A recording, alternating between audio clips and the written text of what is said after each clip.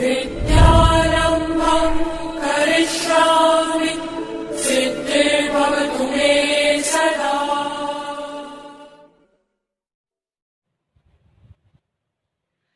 जिंदगी में हम जो चाहते हैं वो आसानी से नहीं मिलता, लेकिन जिंदगी का सच ये है कि हम भी वही चाहते हैं जो आसान नहीं होता।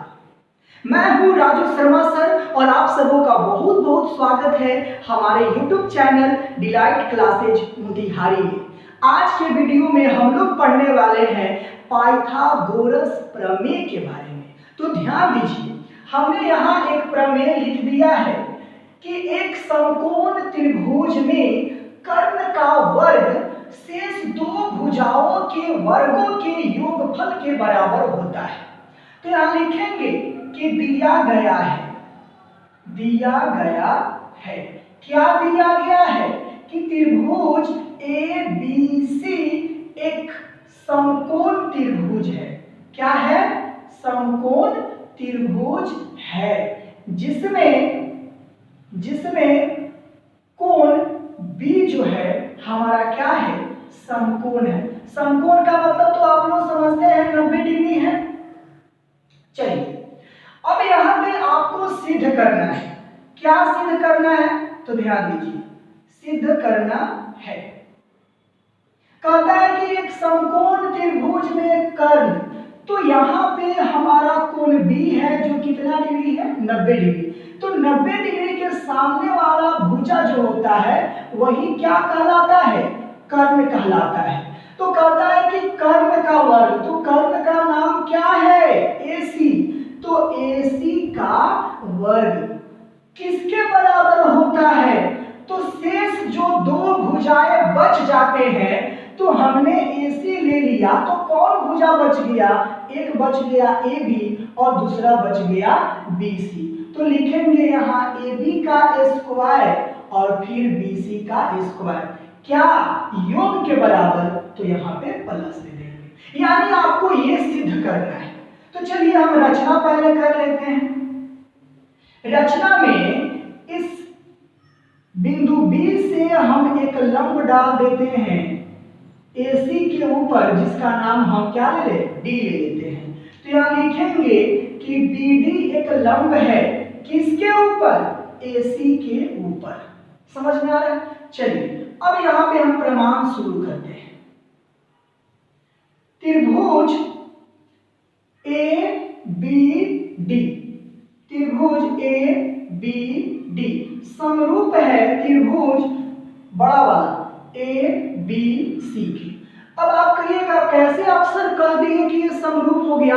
तो याद कीजिए, हम पिछले वीडियो में जब बता रहे थे त्रिभुज के समरूपता की कसौटियां के बारे में, तो उसमें बहुत सारे हमने प्रमेय के बारे में बताया था कि कोई अगर समकोण त्रिभुज रहे तो उसके समकोण वाले शीर्ष से डाला गया लंब जो कर्ण पे पड़ता है, वो दोनों त्रिभुज परस्पर समरूप होंगे और साथ ही ये दोनों त्रिभुज मूल त्रिभुज के समरूप होंगे। ऐसा मैंने आप लोगों को बताया था। जब प्रमेय को हमने सिद्ध कराया था तो हमने एक चीज लिखाया था कि ABC और त्रिभुज ABC ये आपका मूल त्रिभुज हो गया।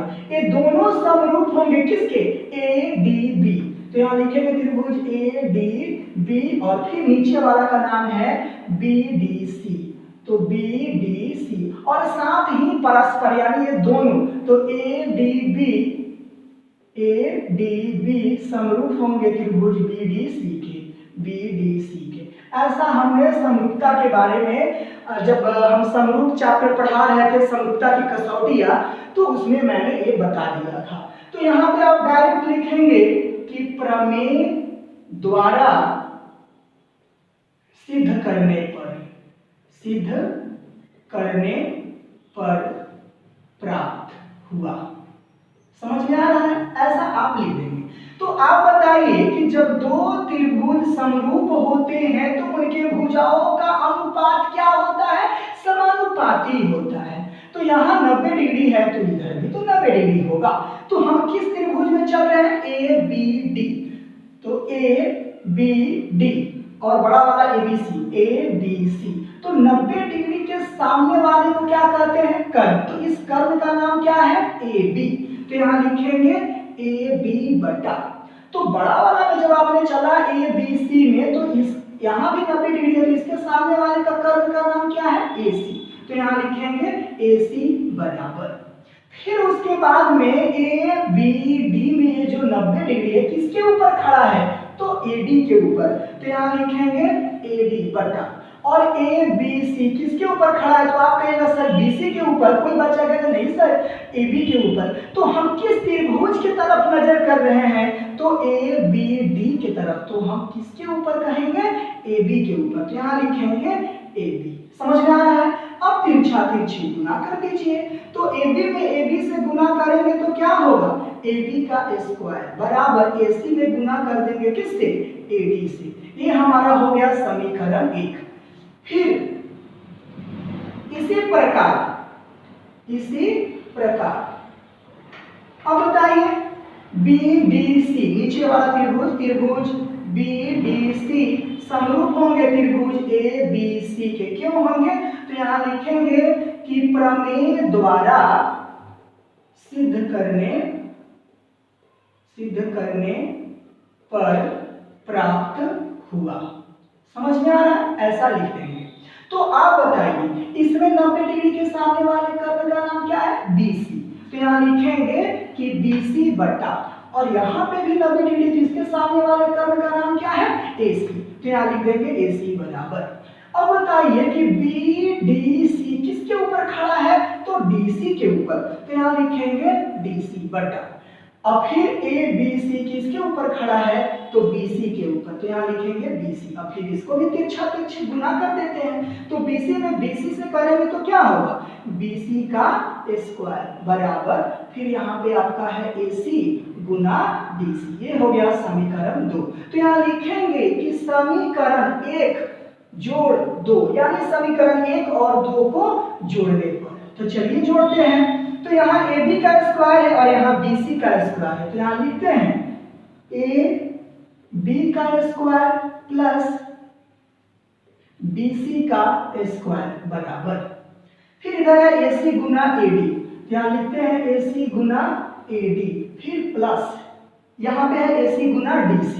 तो यहाँ AC गुना DC। अब इसको हल कर लीजिए। AB का स्क्वायर प्लस BC का स्क्वायर बराबर, AC यहाँ भी है, AC यहाँ भी है, AC को कॉमन ले लीजिए। तो क्या बचा? AD प्लस क्या बचा? DC।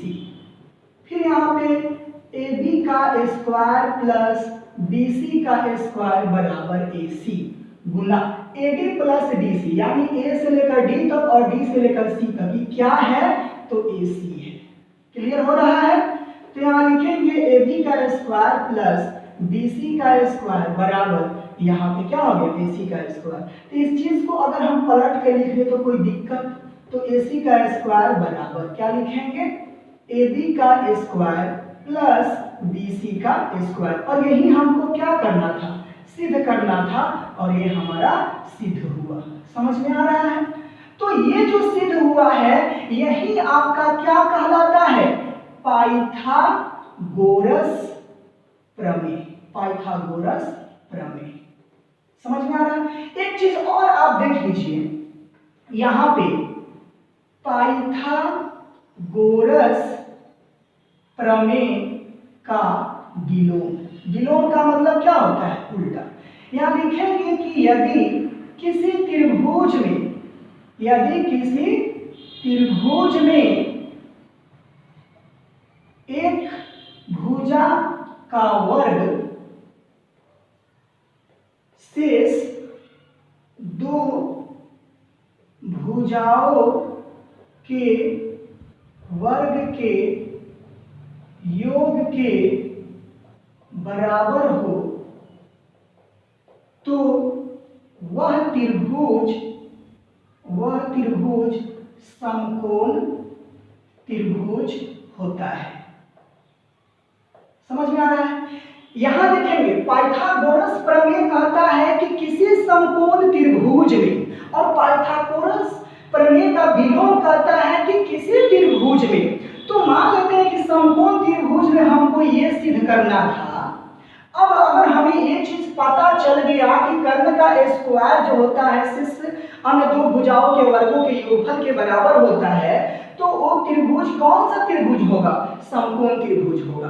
अब हम कहते हैं दिन का उल्टा क्या होता है? रात। फिर ऊपर का उल्टा क्या होता है? नीचे। अमीर का उल्टा क्या होता है? गरीब। तो अगर पाइथागोरस प्रमेय में समकोण दिया है और पूछता है पाइथागोरस प्रमेय सिद्ध कीजिए, और फिर अगर विलोम में पाइथागोरस प्रमेय दिया हुआ है तो क्या सिद्ध करने के लिए कहेगा? समकोण त्रिभुज सिद्ध करने के लिए। तो यही जो है हमारा पाइथागोरस प्रमेय का क्या कहलाता है? विलोम। कि यदि किसी त्रिभुज में एक भुजा का वर्ग शेष अन्य दो भुजाओं के वर्गों के योगफल के बराबर होता है तो वह त्रिभुज जो होता है हमारा क्या होता है? समकोण होता है। तो मैं उम्मीद करता हूं कि आप सबों को ये जो मेरा पढ़ाई है वीडियो ये बहुत ही अच्छा लगा होगा, और मैं उम्मीद ये भी करता हूं कि आप लोग 6.5 को बहुत ही आसानी से बना सकते हैं जहां तक मुझे पता है। और आप लोग हिम्मत जरूर कीजिए, हौसला मत हारिए, बनाने की कोशिश कीजिए। अगर किसी भी प्रकार का डाउट होता है प्रश्नावली में तो फिर आप कमेंट बॉक्स में लिखें, उसका सॉल्यूशन बना करके हम आप लोगों के पास भेजेंगे। तो चलिए फटाफट हमारे चैनल को आप लोग सब्सक्राइब कर दीजिए, और हाँ दोस्तों के पास शेयर कर दीजिए, और मेरा वीडियो आपको पसंद आया हो तो प्लीज लाइक भी कर दीजिए।